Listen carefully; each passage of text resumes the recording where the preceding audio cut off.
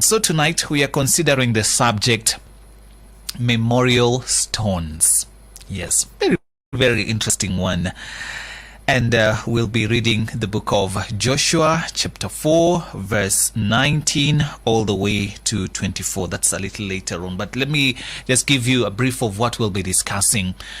In this particular passage, we want to look at a remarkable account of God's faithfulness and his desire for us to remember his mighty works, looking back at where he has brought us from, where we are right now, and where he is taking us. And this passage speaks of the Israelites crossing the Jordan River on dry ground and the significance of memorial stones placed as a testament to God's faithfulness. And we will explore this particular passage right now and learn lessons, discover lessons that we can be able to apply in our lives. And so we head to the book of Joshua chapter 4 verse 19 onwards. The Bible says, on the 10th day of the first month, the people went up from the Jordan and camped at Gilgal on the eastern border of Jericho.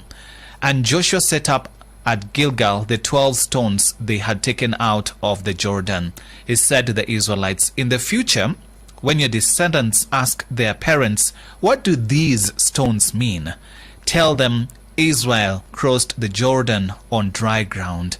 For the Lord your God dried up the Jordan before you until you had crossed over. The Lord your God did to the Jordan what he had done to the Red Sea when he dried it up before us until we had crossed over. Then verse 24 says, he did this so that all the peoples of the earth might know that the hand of the Lord is powerful, and so that you might always fear the Lord your God. God bless his word, taken from the book of Joshua chapter 4 verse 19 all the way to 24.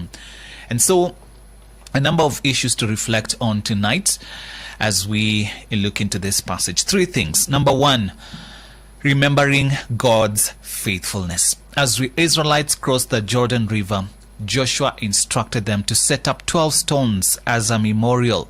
These stones served as a visible reminder of God's faithfulness and the miraculous works he had performed on their behalf. And in our lives currently, it is essential to remember the times when God had shown himself faithful. He had shown himself faithful at some point, currently showing himself faithful, and he'll still be faithful. These memories can strengthen our faith and provide comfort during those challenging seasons that we may have to go through. Secondly, passing on a legacy of faith. Joshua anticipated that future generations would inquire about the significance of these memorial stones. He wanted the children of Israel to know and understand the mighty works of God. Similarly, we have a responsibility to pass on our faith to the next generation by sharing our testimonies of what the Lord has done for us when we got saved and why we got saved, and reminding others of God's faithfulness.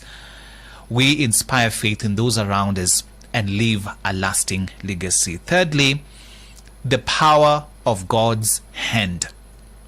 The purpose of the memorial stones was not only for the Israelites, but also for all the peoples of the earth. God wanted the nations to witness his power and might. Through the crossing of the Jordan, God demonstrated that his power, his powerful hand, was not limited by nature's boundaries, not at all. Likewise, in our lives, God's power is boundless. Yes, and he can overcome any obstacle or challenge in our lives. And so we can have that trust in his strength, knowing that nothing is impossible for him.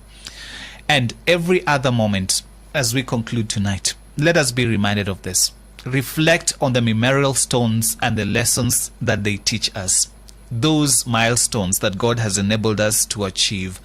Those things that we can say, if it were not for the Lord, I would not have done this, I would not have done that. May we remember God's faithfulness in our lives. Share our testimonies for all who would care to listen, and trust in his mighty hand to guide us through every circumstance.